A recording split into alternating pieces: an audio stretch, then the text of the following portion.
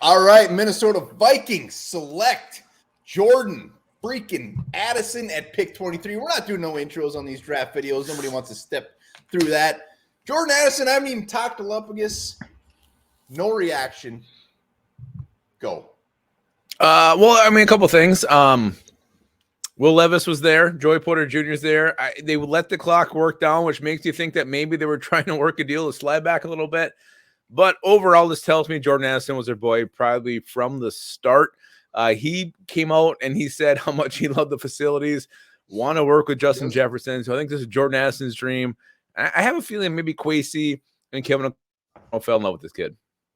Yes, and this puts to bed the fact that the Vikings were hard up to get a quarterback. Yep. It just shows that draft, you can fall into the draft rumors all you want. They had their chance. They had their quarterback. Will Levis was sitting there on a platter. And Hendon Hooker. And they didn't even think twice. So Jordan Addison, loved the receiver. He was my top receiver, no doubt. Well, Jackson Smith and Jigba was my number one, but he comes in, and what do we love about him is what we talked about. Day one, instant impact player, route runner. He is a route running specialist, and it is very rare to get that in a rookie wide receiver. So he's not even going to come in and make an impact. He's going to be a big part of this offense. People double teaming Justin Jefferson. Jordan Addison is going to light the shit up as a rookie. He's going to be fucking huge. Yeah, those days are over of double teams, triple teams, Justin Jefferson. You can't do it anymore with Jordan Addison on board. His route running ability, what he can do is yak after the catch. And you can also line up in different ways, do different things with this guy. So it adds another element to the Vikings offense. But my question to you is, Onebar, Joey Porter Jr. was there. How are you feeling that the Vikings did not go ahead and go with him? I don't know. I honestly, when they're on the board, I was to the point where I was feeling it was going to be Will Levis. Well, it was down to Will Levis, Addison, or Joey Porter. Mm-hmm. So I was fine with any one of those guys. If they would have took Levis, I would have been fine with it. Porter was definitely my number one guy, but I think we even talked about this. When it was Addison, it was just kind of like, it makes sense. Fine. I mean, it was good. I wasn't like just absolutely going crazy, but you can't argue this pick whatsoever. It will be interesting to see what Porter does. I mean, last year we passed on Kyle Hamilton. We all wanted Kyle Hamilton, had a great year. Joey Porter, he's going to be good. So this will be one that you're going to compare it to forever. Well, we weren't the only team that passed on. Look at the Commanders. They took Emmanuel Forbes instead. So there's other teams that went a different route. The Ravens right ahead. They went with Zay Flowers. So we weren't the only team that switched away and didn't go with Joey Porter Jr., but Jordan Addison, Kevin O'Connell, the offensive-minded coach, gets another weapon. I think this really frees up stuff, everything for Justin Jefferson. And then you look at the quarterback situation. We're committed to Kirk Cousins for one more year. It just, maybe it was never that big of an issue with the Vikings. Like, they weren't concerned about getting them this year. So the quarterback, we're going to have to bump it back. Next year, it'll be a big priority. Maybe. But right now, this draft, it's an afterthought.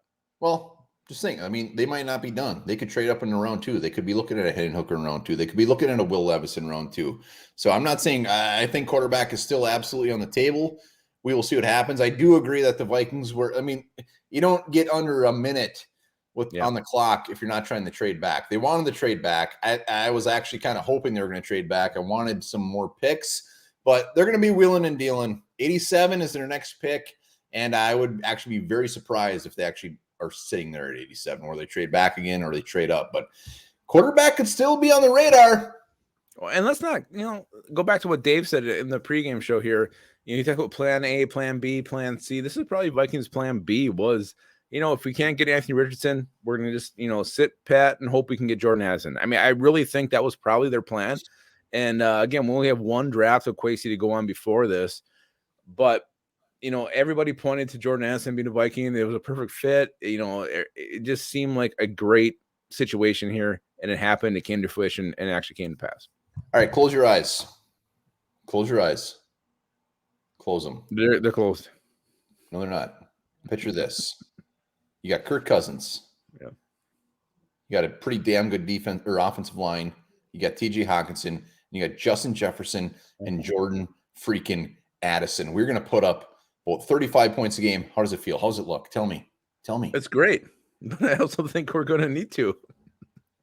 You know what?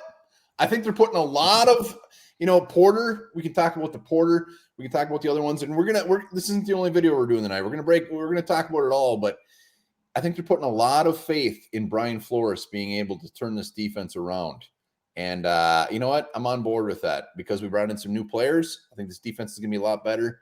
And Byron Murphy, Andrew Booth, I think they're putting a lot of stock in those guys they brought in last year. Was seeing all those guys. And again, I'm not 100%. I was already saying, like, I really truly believe that they believe in Andrew Booth Jr. They believe in Caleb Evans, and they want to prove that they were not wrong by picking those guys. So that's why they went with the wide receiver. But still, that being said, I expect 87 to be a defensive player. I expect the 4th round pick to be a defensive player.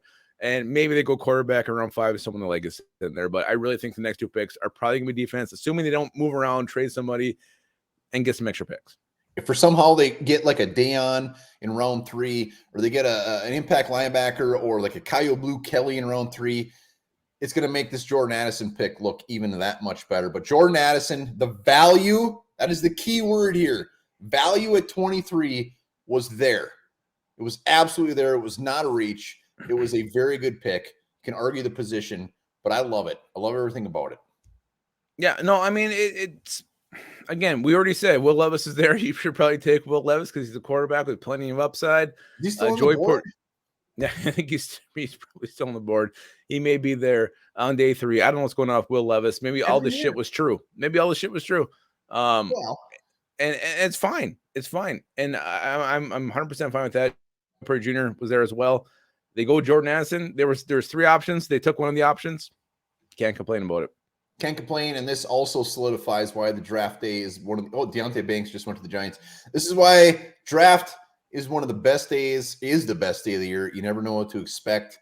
Love everything about it. Will Levis, who knows where he's going to go? I think post game we got to talk about these Lions picks. So those are a couple of head scratchers there.